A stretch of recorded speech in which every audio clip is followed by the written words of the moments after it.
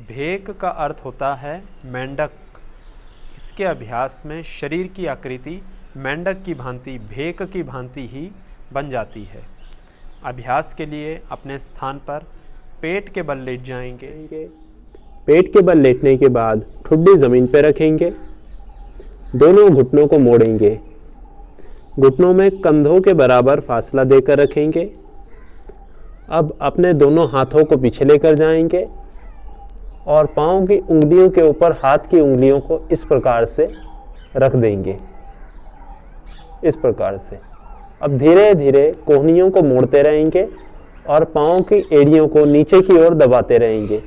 जब एड़ियां नितंब से स्पर्श हो जाएं, अब इन्हें दाएं और बाएं बाहर की ओर निकालकर पूरा जमीन की ओर लेकर आने का प्रयास करेंगे और कोहनियों को इस प्रकार मोड़ते रहेंगे। इस अभ्यास में ठुड्डी जमीन पर भी लगाई जा सकती है और आगे से गर्दन को थोड़ा उठा भी सकते हैं।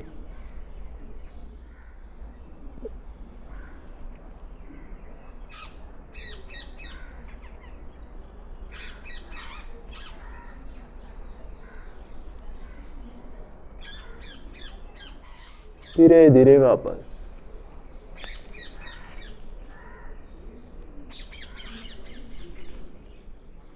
इसके अभ्यास से शरीर धनुरासन करने के योग्य बनता है। अभ्यास के दौरान सांसों की गति सामान्य रूप से चलती रहे। जब गर्दन को ऊपर उठाएं और पैरों को नीचे दबाएं, यह सांस भरते हुए हो, और जब वापस आएं तो सांस छोड़ते हुए वापस आएंगे। जितनी देर तक रुके हैं उतनी देर सांसों की गति सामान्य रूप से चलती रहे। इसका अभ्यास 2 से लेकर 3 बार तक करेंगे और प्रत्येक बार में 15 सेकंड से लेकर 50 सेकंड तक सामान्य रूप से शरीर को रोक कर रखा जा सकता है। इसके अभ्यास के तुरंत बाद पवन मुक्त आसन या शशांक आसन का अभ्यास करें। अभ्यास के दौरान सारे खिंचाव को अनुभव करेंगे। दोनों जंघाओं पे, पेट पे, छाती पे, गले पे, कंधों की आगे वाली मांसपेशियों पे। अब यदि लाभ की चर्चा करें तो इसका अभ्यास रीढ़ की हड्डी के लिए लाभप्रद अभ्यास है। सारा दिन बैठे रहने से पीठ को होने वाले दुष्परिणामों से यह अभ्यास बचाता है। रीढ़ की हड्डी का आकार बिगड़ना या पीठ में दर्द रहना, उस समस्या में भी यह अभ्यास लाभ करता है।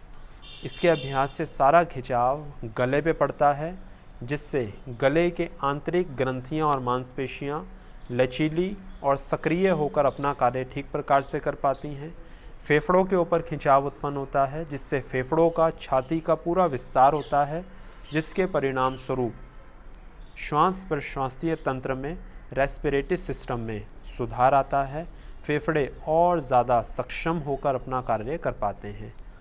हृदय के आसपास की रक्त वाहिकाएँ खुलती हैं, जिससे हृदय तक रक्त का संचालन ठीक प्रकार से हो पाता है। जंघाओं की ऊपरी मांसपेशियों के ऊपर खिंचाव उत्पन्न होता है, जिससे यह मांसपेशियां लचीली, स्वस्थ और बलवान बनती हैं। पेट के ऊपर दबाव पड़ने से, शरीर का भार पड़ने से और खिंचाव पड़ने से शरीर के पेट के आंतरिक अंग सक्रिय होकर अपना कार्य ठीक प्रकार से कर पाते हैं। बढ़े हुए पेट के लिए और पाचन तंत्र से संबंधित समस्याओं में भी इसका अभ्यास लाभ करता है। गर्दन दर्द और सर्वाइकल स्पॉन्डिलाइटिस की समस्या में भी इसका अभ्यास कर सकते हैं। सावधानियों के रूप में कुछ बातों का ध्यान रखें।